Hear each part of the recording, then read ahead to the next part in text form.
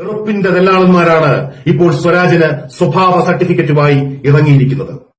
അത്തരം അപരാധങ്ങളോട് നിലമ്പൂരിനും കേരളത്തിനും പറയാനുള്ള ഭാഷ തുടരും സിനിമയിലെ ജോർജ് സാറിന്റെ ഭാഷയായിരിക്കും. ചെറ്റവർത്താനം പറയാതാ, ഒന്നും മിണ്ടാതിരിക്കടാ കാട്ടപരാധമേ. കേരളത്തിന്റെ മതനിരപേക്ഷ മനസ്സിന്റെ പരിച്ഛേദമായ ഒരു ചെറുപ്പക്കാരനെ പിന്നെയും പിന്നെയും അപമാനിക്കുന്നതിന് പിന്നിൽ കേരളത്തിൽ കാലാകാലം വെറുപ്പും വിദ്വേഷവും വിറ്റ് ജീവിക്കാം എന്ന വിശ്വാസത്തിന്റെ കുന്തളിപ്പാണ്. ഈ കാട്ടപരാധങ്ങൾ 1000 വർഷം മാപ്രാപ്പണി നടത്തിയാലും സഖാവ് സ്വരാജ് എഴുതിയിട്ടുള്ള ഒരു വരിയുടെ നിലവാരത്തിലേക്ക് പോലും ഇവറ്റകളൊന്നും എത്തില്ലെന്ന് പറയാതെ വയ്യ.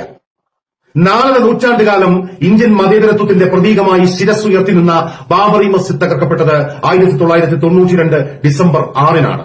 27 വർഷങ്ങൾക്കു ശേഷം തർക്കസ്ഥലം ഹിന്ദുക്കൾക്ക് വിട്ടുകൊടുക്കാൻ പരമോന്നത നീതിപീഠം ഉത്തരവിട്ടപ്പോൾ സഖാവ് സ്വരാജ് ഇങ്ങനെ എഴുതി: വർത്തമാനകാല ഇന്ത്യയിൽ മറിച്ചൊരു വിധിയുണ്ടാകുമെന്ന് നിഷ്കളങ്കരെ നിങ്ങൾ ഇപ്പോഴും പ്രതീക്ഷിച്ചിരുന്നുവോ? ഇന്ത്യയിലെ 140 കോടി മനുഷ്യരിൽ പരമോന്നത നീതിപീഠത്തിന്റെ നീതിയെക്കുറിച്ച് ഇങ്ങനെ എഴുതാൻ ചങ്കൂറ്റം കാണിച്ച ഒരേയൊരു പൌരന്റെ പേര് എം സ്വരാജ്. സഖാവ് എം സ്വരാജിനെ കുറിച്ച് നിരന്തരം അപമതിപ്പും ദുഷിപ്പും മാത്രം പറഞ്ഞുകൊണ്ടിരിക്കുന്ന ചില ഓൺലൈൻ കാട്ടപരാധങ്ങൾക്ക് മറുപടി പറയാതിരിക്കാൻ നിവൃത്തിയേയില്ല.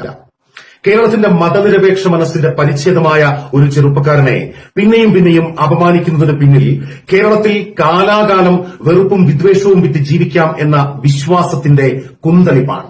ഈ കാട്ടപരാധങ്ങൾ 1000 വർഷം മാപ്രാപ്പണി നടത്തിയാലും സഖാവ് സ്വരാജ് എഴുതിയിട്ടുള്ള ഒരു വരിയുടെ നിലവാരത്തിലേക്ക് പോലും ഇവറ്റകളൊന്നും എത്തില്ലെന്ന് പറയാതെ വയ്യ. 4 നൂറ്റാണ്ടുകാലം ഇന്ത്യൻ മതേതരത്വത്തിന്റെ പ്രതീകമായി ശിരസ്സുയർത്തി നിന്ന ബാബറി മസ്ജിദ് തകർക്കപ്പെട്ടത് 1992 ഡിസംബർ 6-നാണ്.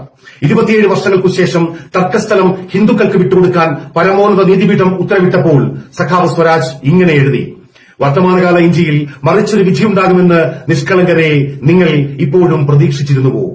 ഇന്ത്യയിലെ 140 കോടി മനുഷ്യരിൽ പരമോന്നത നീതിപീഠത്തിന്റെ നീതിയെക്കുറിച്ച് ഇങ്ങനെ എഴുതാൻ ചങ്കൂറ്റം കാണിച്ച ഒരേയൊരു പൌരന്റെ പേര് എം സ്വരാജ്.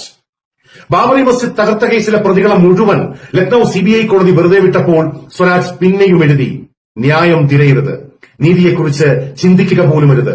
ഇന്ത്യയിൽ ഇപ്പോൾ ഇങ്ങനെയാണ്.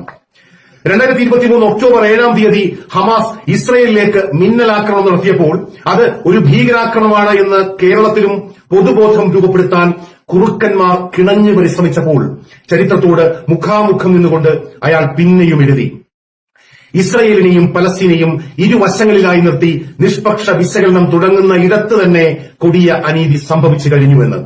8 പതിറ്റാണ്ടായി ക്രൂരമായി പീഡിപ്പിക്കപ്പെടുന്ന മനുഷ്യരാണ് പലസ്തീനികളെന്ന്, അവർ എന്ത് തന്നെ ചെയ്താലും അവർ നിരപരാധികളാണ് എന്ന്.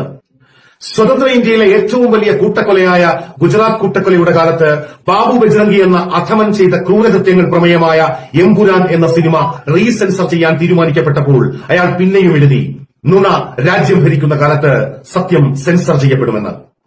കളമശ്ശേരിയിൽ യഹോവ സാക്ഷികളുടെ പ്രാർത്ഥനാ ചടങ്ങിൽ സ്ഫോടനം നടന്നപ്പോൾ അതിന് പിന്നിൽ കേരളത്തിലെ മുസ്ലിം തീവ്രവാദികളാണ് എന്ന് പ്രചരിപ്പിച്ച വെറുപ്പിന്റെ ദല്ലാളന്മാരാണ് ഇപ്പോൾ സ്വരാജിന് സ്വഭാവ സർട്ടിഫിക്കറ്റുമായി ഇറങ്ങിയിരിക്കുന്നത്.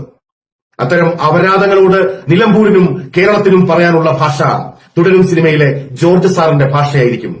ചെറ്റവർത്താനം പറയാതാ, ഒന്നും മിണ്ടാതിരിക്കടാ കാട്ടപരാധമേ.